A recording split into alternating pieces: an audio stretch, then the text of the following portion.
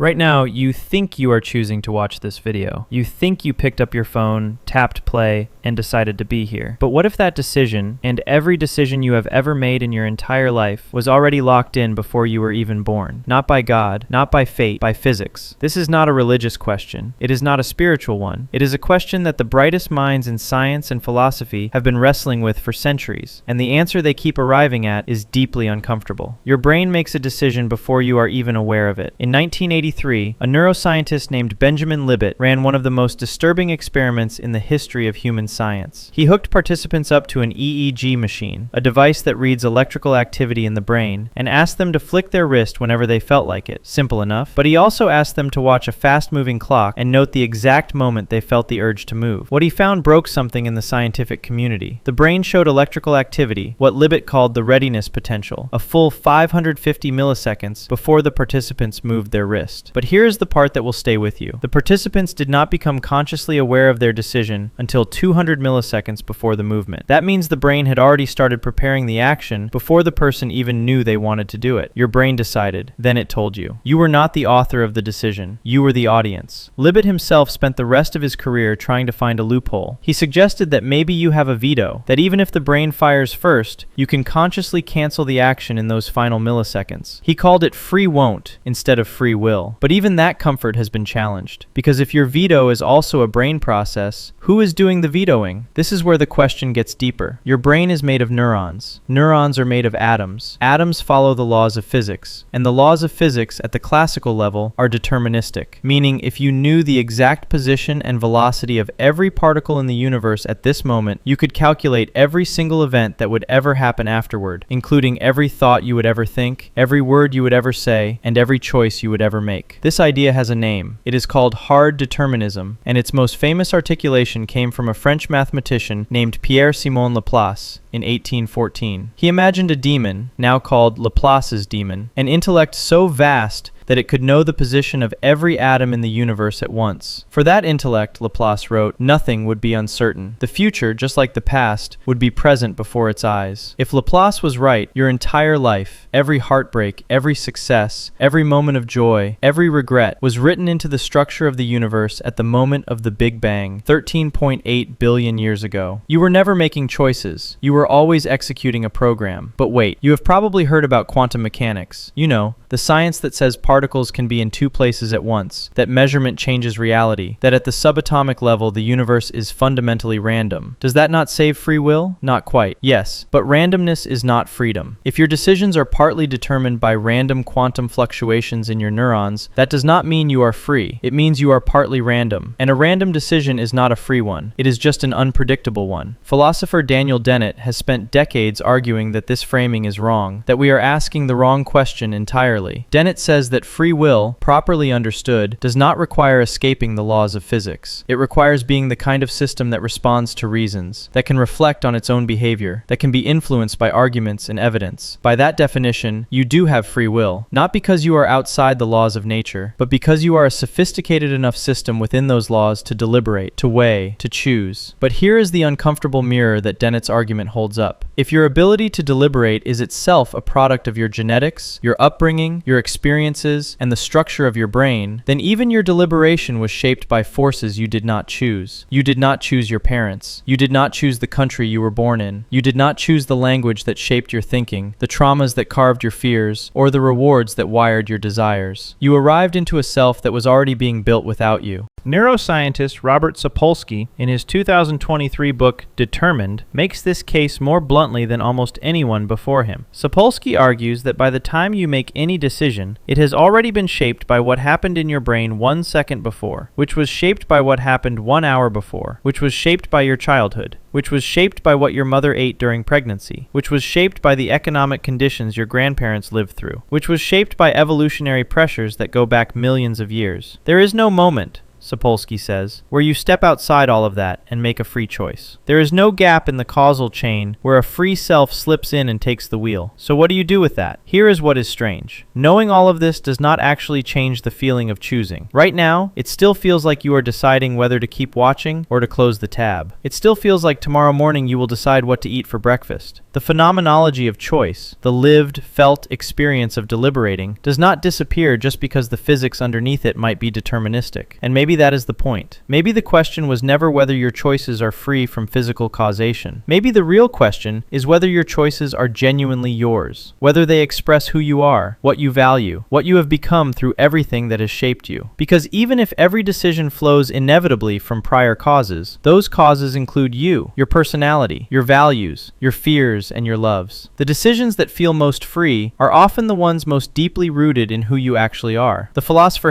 Frankfurt put it this way: a decision is free not when it escapes causation, but when it aligns with what you most deeply want to want. Think about that for a moment. You could not choose your first desires, but over time, through reflection and experience, you develop desires about your desires, a vision of the kind of person you want to be. And when your actions align with that vision, something real is happening, something that deserves to be called yours, even if physics wrote the script. Tonight, you will make dozens of decisions: what to eat, what to say, what to feel, and each one will feel like a choice. Maybe they were always going to happen exactly this way, but they are still happening through you, through the only you that has ever existed, shaped by everything that has ever touched your life. And perhaps that is the strangest, most human truth of all. You are both the program and the programmer, the river and the riverbed, the decision and the one who decides. Right now, you think you chose to watch this video. Maybe the universe chose it for you, but it chose it through you. And that might be the only kind of freedom that has ever existed.